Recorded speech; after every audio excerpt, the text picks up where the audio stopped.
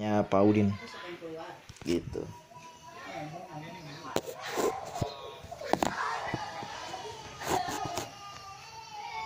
Iya, boleh lah. Tenang aja.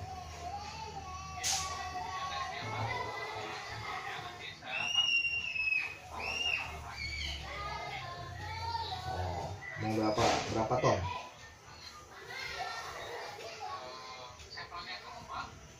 Oh,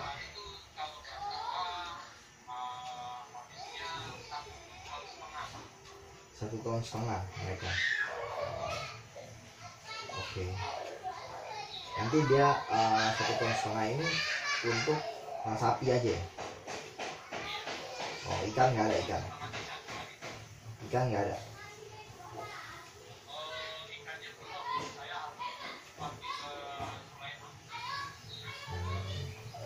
Oke.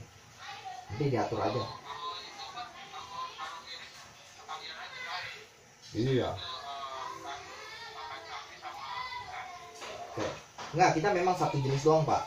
Bisa buat ikan, bisa buat sapi, ayam, kambing, bebek gitu. Jadi biasa dibukain PO-nya, misalnya mau 1,5 ton, nanti kirim ke sana. Misalnya mau 50 ton, kita kirim ke sana 2 kontainer. Gitu. Kasih alamat aja, kan biar dikalkulasi, biar uang. Gitu. Terus kita juga ada, nah ya benar nih kata Bu Ina, kan ada probiotika. Ya. Iya. Cocok tuh. Terus kita juga ada yang probiotik untuk jenis cairnya, untuk penambahan nafsu makannya lah namanya. Nah ini kalau di toko di luaran pada jual 80 ribuan per botol. Nah kalau Pak Udin ini mau sel di angka 75 masih dapat. Di kita keluar cuma 58 ribu satu botolnya. Lumayan, masih profit banyak kan. Iya, dia penghematannya 1/400 liter. Jadi ini satu tetes saja bisa buat 400 liter untuk minum ya. Dimasukinnya nanti ke minum. Iya Pak Win. Sekarang lagi di mana Pak Win? Lagi di mana? Oh maksudnya di ini Jakarta. Oh iya mantap. Berarti nanti kirim ke kantor aja ya?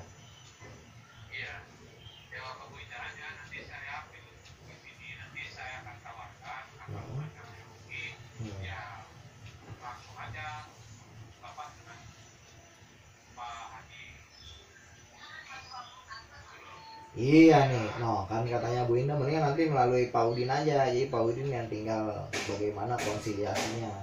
Karena rekonsiliasi ini kan orang yang kenal dengan mereka. Kalau kita hanya bagian supply-nya aja Pak, sama produksi. Kalau kita ngurusin sampai ke buyer juga panjang tangan kita kan. Iya, bagi-bagi tugas.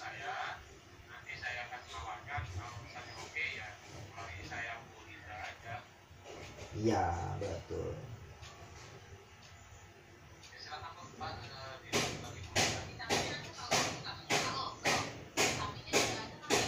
Iya udah dibilangin tadi.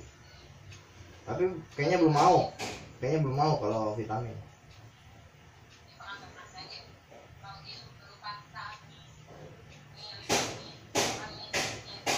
Iya. Tahu gak beliau? Tahu apa belum? Berarti tinggal PO aja dah kalau begitu ceng. 9.000 tuh gua kasih lo.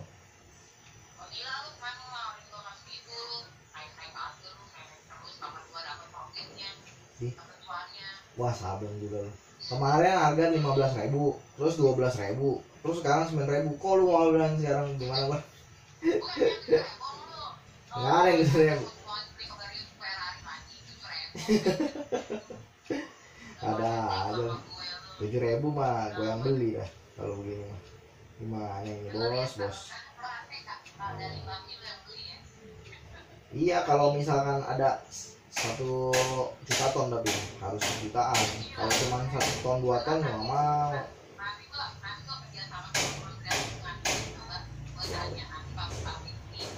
Iya boleh, info aja. Iya. Mana project lu jadi mau dijalanin apa enggak? Gitu.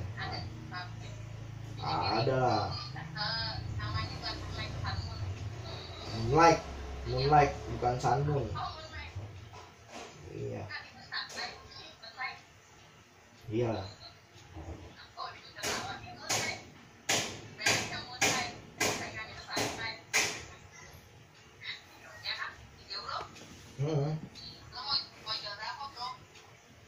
Sekarang harganya udah 18.000 1 liter. 18.000.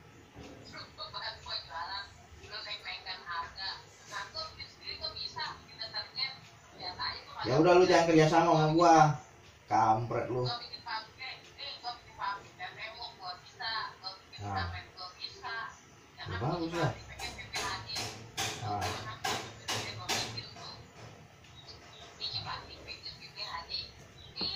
Iya bagus kalau lu bisa mah. Lu jalanin aja soalnya.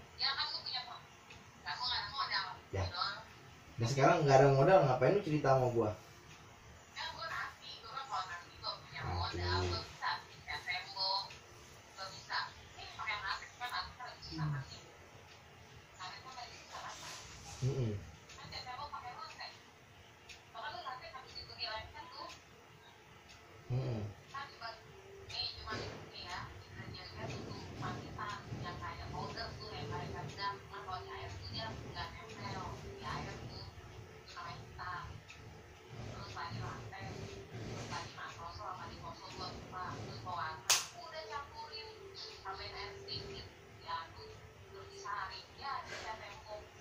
Iya, jadi dah.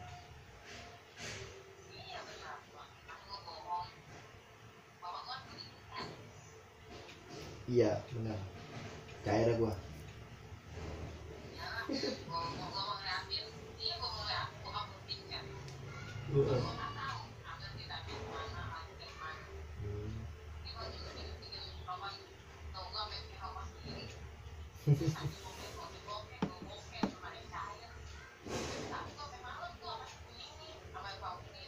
Iya.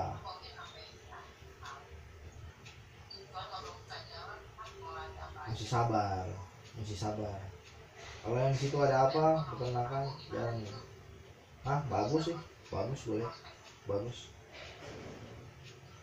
Kan banyak ini UMKM yang nggak bisa bayar utang dihapusin utangnya. UMKM banyak yang utang dibebasin utang.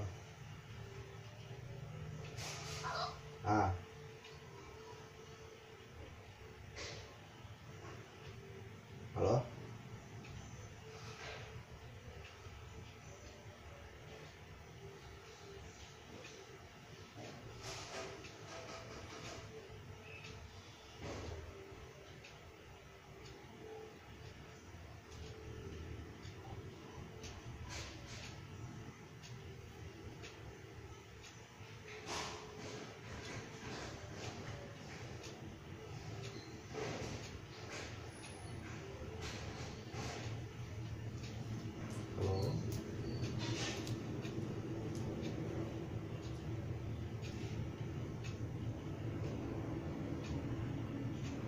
Ya, nggak ada suaranya tadi. Gimana? Kabarnya Pak Dimas ya?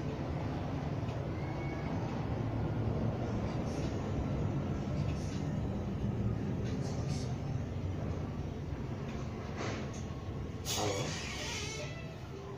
Ya, sore dengan Pak Dimas. Ya, Pak Dimas gimana kabarnya? Baik. Oke. Pak Dimas ini dari daerah mana ya untuk domisilinya?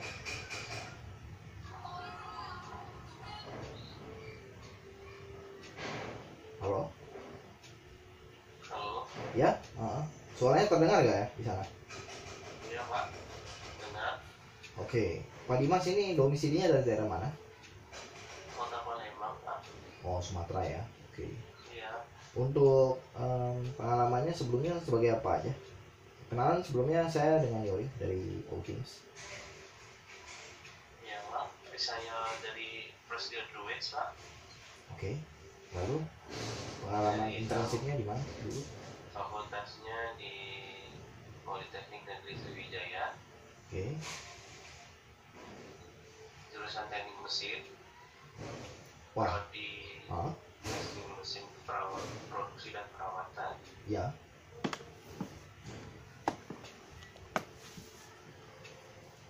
Lalu?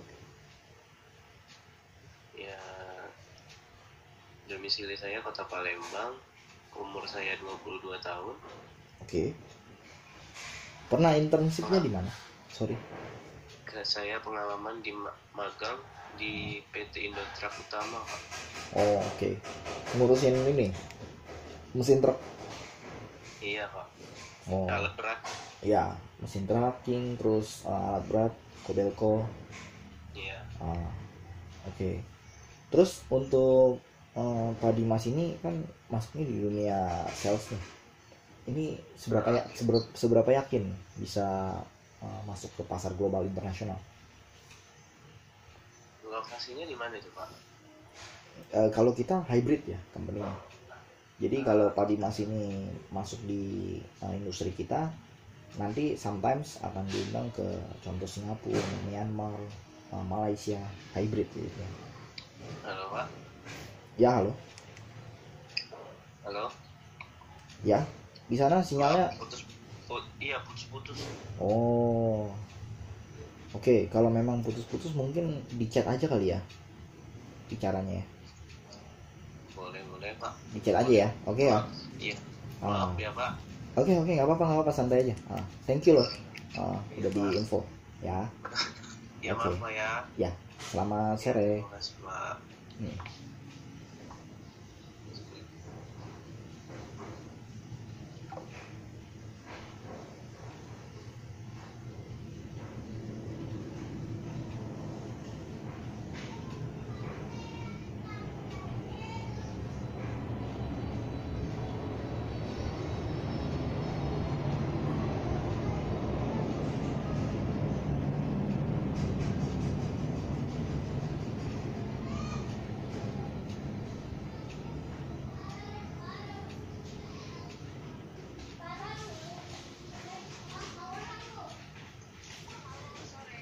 Ya, selamat sore dengan Bu Fida. Oh, ini Yori. Ini dengan timnya. Dengan Yori. Ya, jadi saya kan udah sempat ngobrol ya sama Bapak, sama owner kita terkait dengan Bu Frida ini. Coba di sharing pakai konsep franchise aja. Nah, beliau gimana? Nah, terus kita sempat tanya-tanya tentang tempat penyimpanan. Nah, gimana menurut Mas Frida ini? Sebelumnya domisili di mana ya? Oh, Tangerang mah kota industri itu. Enggak, kota industri memang. Ini Tangerangnya di mana? Oh, itu bukan kota industri, itu perumahan. Iya, industri Cikupa, Pasar Kemis, terus area Kemuning, bandara, nah, itu industri semua itu.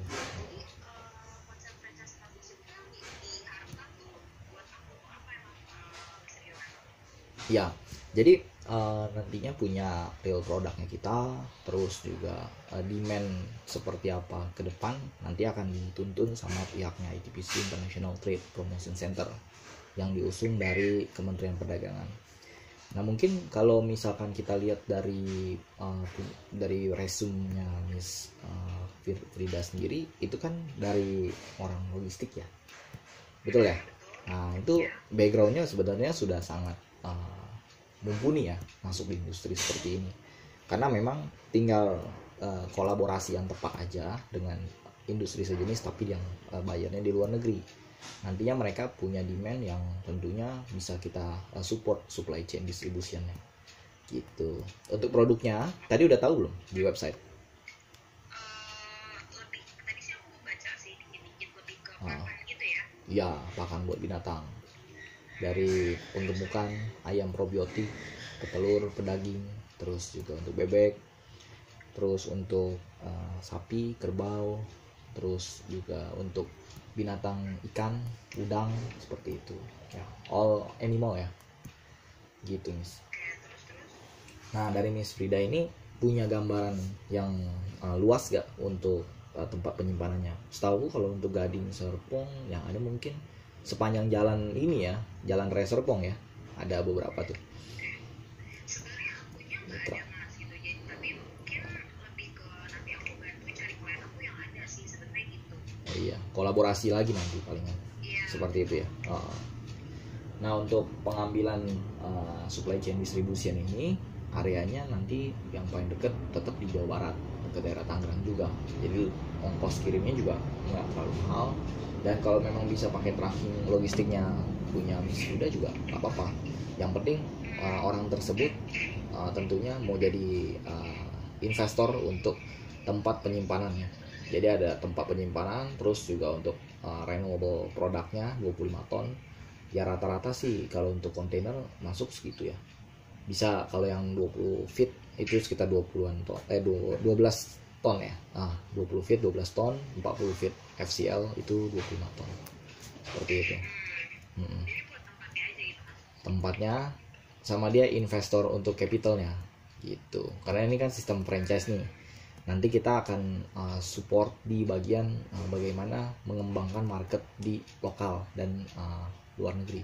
Kalau untuk di industri kita ekspornya biasa ke luar negeri, tapi untuk di lokalnya belum terlalu banyak permintaan. Demandnya itu masih terbatas karena logistik. Untuk lokal itu sama persis dengan biaya untuk pembelian harga dari barang-barang lokal itu sendiri.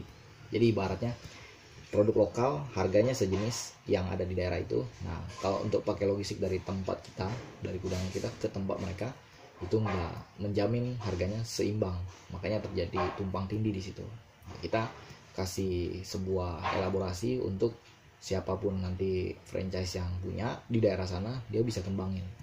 Gitu. Grow-nya lebih masif nanti.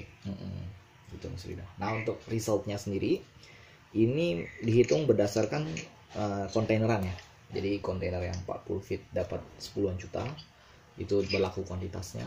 Terus kalau misalkan yang 20 feet itu 5 jutaan per kontainernya gitu. Nah, ini benefit untuk franchise ya. Kalau untuk seseorang yang bekerja di industri kita, kalau jadi sales itu bulanan dapat income-nya. Kalau di sini kelebihannya dapat mingguan.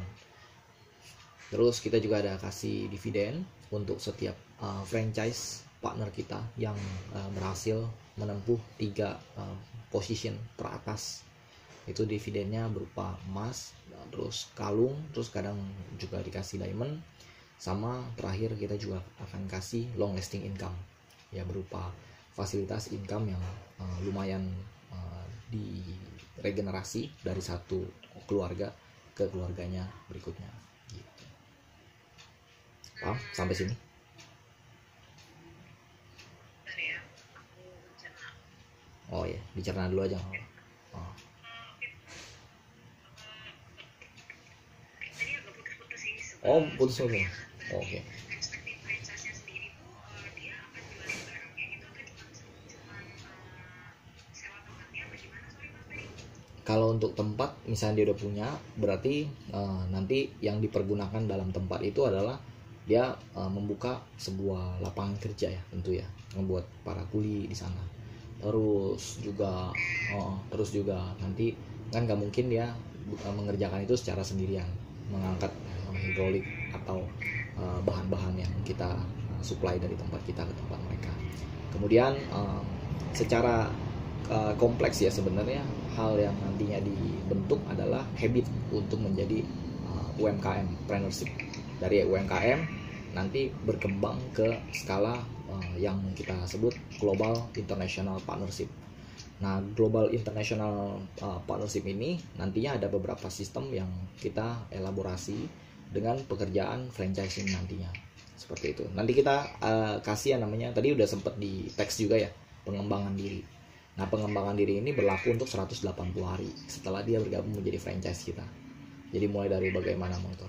Oh ya, silakan. Sebenarnya kan aku nggak ada tempatnya lagi kan tadi aku bilang. Iya ya, udah paham saya. Agregatorin gitu. Iya. Nah, itu berarti lebih cocok ke yang mana tuh menurut mas Rio? Ketua tim franchise.